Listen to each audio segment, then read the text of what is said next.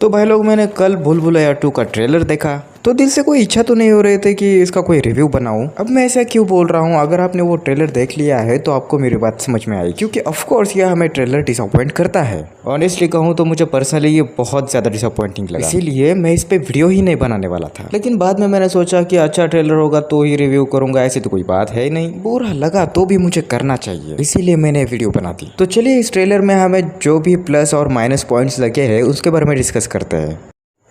तो ट्रेलर के शुरुआत में ही हमें मोंजुलिका का वो आइकॉनिक सॉन्ग सुनने को मिलता है और साथ ही साथ पूरे ट्रेलर में हमें पुराने भूल भुलैया की बीजीएम सुनाई देती है, जिससे भूल भुलैया का पार्ट 1 जिसने भी देखा है वो सारे लोग ट्रिगर आउट होते हैं। और ये स्ट्रैटेजी तो बिल्कुल काम करती है, क्योंकि पुरानी और नई ऑडियंस मिलकर अगर ये फिल्म देखे तो फिल्म का बिजनेस भी बहुत अच्छा रहेगा। लेकिन फिल्म का बीजीएम खास होना ये अलग बात है, और फिल्म की कहानी क्या होगी ये अलग बात है। ट्रेलर की शुरुआत में ही हमें यह दिखाया जाता है कि 15 साल के बाद मोंजुलिका की आत्मा फिर से एक्टिवेट मोड पे आ रही है। यहाँ पर भूल भुलैया पार्ट 1 के साथ कनेक्टिविटी तो दिखती है, क्योंकि भूल भुलैया पार्ट 1 2007 में आया था और उसके 15 साल बाद यानी कि आज की ये कहानी है। पर फिर भी ट्रेलर से कहानी में कोई नयापन नहीं दिख रहा है। हालांकि कॉमेडी में क्लासिक ह्यूमर का वादा तो कर रही है ये फिल्म, लेकिन ट्रेलर से वैसा कुछ दिख नहीं रहा, क्योंकि कहानी के पूरे ट्रेलर में कॉमेडी पे उतना दम नहीं लगता, किसी भी पंच पे मज़ा नहीं आता। तो ह्यूमर की तो बात ही छोड़ो, मुझे तो नॉर्मल कॉमेडी भी नहीं लग रही थी। और रही बात कार्तिक आर्यन की, तो उनका परफॉर्मेंस ठीक ठाक है,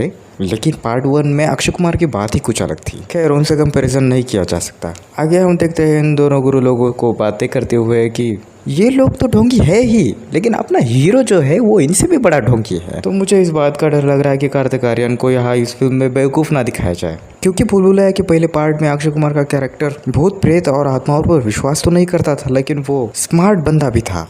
और तो और भूत प्रेत के अलावा पुरानी मूवी में साइकोपाथ का भी एंगल डाला हुआ था, तो वो भी इस ट्रेलर से दूर दूर तक मिसिंग। देखो भाई, मैं ऐसा नहीं बोल रहा हूँ कि पार्ट 1 की तरह ही पार्ट 2 भी बनाया जाए, लेकिन पब्लिक को यही एक्सपेक्टेशन रहती है कि पार्ट 1 की तरह पार्ट 2 में भी कॉमेडी, ह्यूमर और उसी तरीके के कैरेक्टर्स दिखाए जाए जैसे कि पार्ट 1 में थे। तो चलो ये सारी बातें तो थी नहीं, लेकिन नयापन क्या था? ऐसी कॉमेडी जिससे बिल्कुल भी हंसी नहीं आती। और ट्रेलर में जितनी भी कहानी देख रही है ये हमें मोटिवेट नहीं करती कि थिएटर पे जाके हम फिल्म देखें। और तो और ट्रेलर में जितने भी हॉरर एलिमेंट डाले गए हैं उनसे हमें जरा भी डर नहीं लगता। देखो आपको लग रहा होगा कि मैं ट्रेलर के बारे में बस बुरा ही करता जा रहा हूँ, तो हाँ आप बिल्कुल सही है।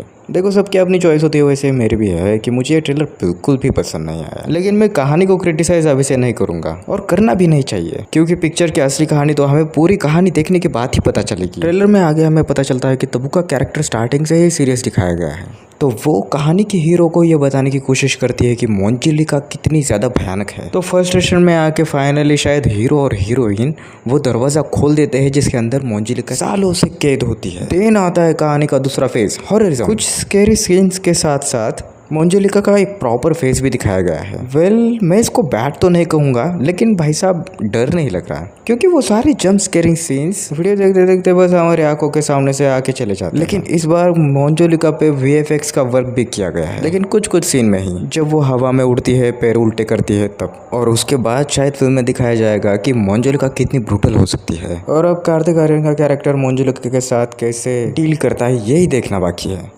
ट्रेलर उतना ज़्यादा एक्साइटेड नहीं लगा, लेकिन मैं भी फिल्म वैसी ना हो, फिल्म अच्छी भी निकल सकती है। वेल वो तो अभी 20 मई को ही समझ में आ जाएगा। फिल्म को रिलीज होने में बहुत ज़्यादा कम टाइम बचा है, इसीलिए पब्लिक को एक्साइटेड करने का काम करता है ट्रेलर। लेकिन लगता है ये वाला ट्रेलर उल्टा पड़ गया। फिर भी क्योंकि ये भूल भुलैया का सीक्वल है और पहली भूल भुलैया बहुत ही ज़्यादा अच्छी फिल्म थी, इसीलिए ये फिल्म भी चल सकती है। हाँ तो चलिए गाइस, आज के लिए बस इतना ही। मैं मिलता हूँ आपको किसी और वीडियो में किसी और टॉपिक पे बात करते हुए। तब तक के लिए आप हमारे चैनल को देखते रहिए। स्टे ट्यून्ड गाइस, मैं आपके लिए ऐसे ही नए नए रिव्यूज लाता रहूँगा, इसीलिए आप हमारे चैनल को सब्सक्राइब कीजिए, लाइक कीजिए, शेयर कीजिए और हाँ कमेंट और अपना प्यार देना बिल्कुल भी ना भूले। Till then bye bye.